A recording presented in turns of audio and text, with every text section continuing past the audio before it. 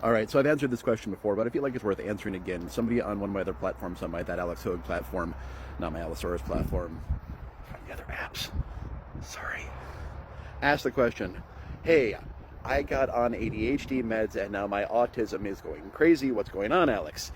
Well, lots. Okay, so it's not so much that your autism is going crazy. Imagine, if you will, that you were sitting in a small broom closet, and in that small broom closet you had two radios, and the first radio was playing, I don't know, late 80s techno, and the other radio was playing NPR, talk radio, but both of them were at full volume. Now, you've suddenly done something that caused the volume on the techno station to turn all the way down to almost mute. It's real quiet. Now you can hear the NPR station fantastically, right? The same thing happens when we start taking ADHD medication. All of a sudden, our ADHD becomes a lot quieter, which makes our autism seem a lot louder. There's also some other really interesting factors going on there. See, here's the thing is, ADHD and autism, they balance each other out in a lot of different ways. This doesn't mean that you shouldn't be on medication for it, especially if it's something that's really causing problems in your life. But they do, they balance each other out. Look at the relationship between myself and my wife. It's perfect synergy. Autism, ADHD, we balance each other out.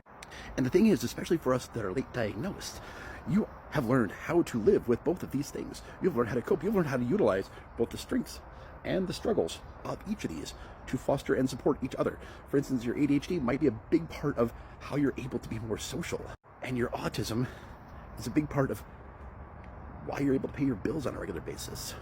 Because we have impulsivity and we have rule following. And nary the two shall meet. Except for when we live in a perfect synergy and a good balance between our ADHD symptoms and our autism symptoms. And when you make one of them quieter, you've been used to a certain habit and pattern and reflex and feeling and consistency of sensation your entire life. And now, one of those things is greatly diminished, which makes the other one go, what's happening?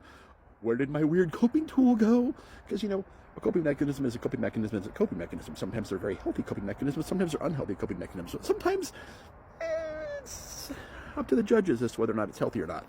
So that's the thing, is we get stuck in this existence where our two different neurodivergences are actually bolstering each other but also suppressing each other. And when one of them becomes treated, the one seems that much louder. So there's a new explanation that maybe you didn't have, or maybe it's something you already came to the topic of and maybe you figured it out for yourself because you're very clever. Okay, so have a great day.